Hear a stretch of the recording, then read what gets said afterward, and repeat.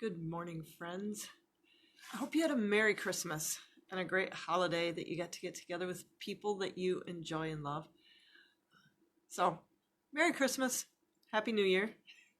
As we're thinking about New Year and moving into things, there's always, what do you want from the new year? And honestly, this time of year, it's a little hard to think about it for me because this is more of a quiet, introspective time rather than a thinking out and forward time. But that's okay. It's part of the process. You may also be like me and feel like you have goals PTSD. I feel like so often, and I've had this in the last year, I had goals that I set last winter, last spring, and it seems like I went the other way. Not only did I not achieve those goals, I seem to be backwards from where I started. And that's a little frustrating and disheartening. At the same time, as I've looked at things, I've realized, in very surprising ways, some other goals got met. So, reevaluating, taking a little different approach this year. And I want to invite you to join me in it. I'm going to go through a 5-day process starting on Wednesday, so it ends on Sunday, of journaling.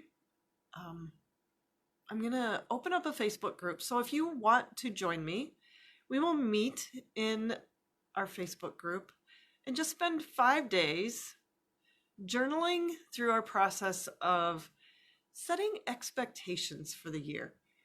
That word just, I don't know, resonate is an overused word, but it resonated with me. It made sense to me. Setting expectations. We talked in the Abundant Living group when we were talking about our habits and holidays and how you navigate things in a healthful way, and talked about expectations and talking about your expectations for events or for the holidays in general. I'm in trouble being still. And when you set those expectations and you lay them on the table, then everybody knows, and there's less chance of bad interaction or drama, unwanted drama around holiday events. And it works amazingly well. When you practice doing that in small situations, relatively small, like Christmas Day, it makes extrapolating that out into bigger situations like the first quarter of the year or all of 2022 a lot easier. It's just expectations.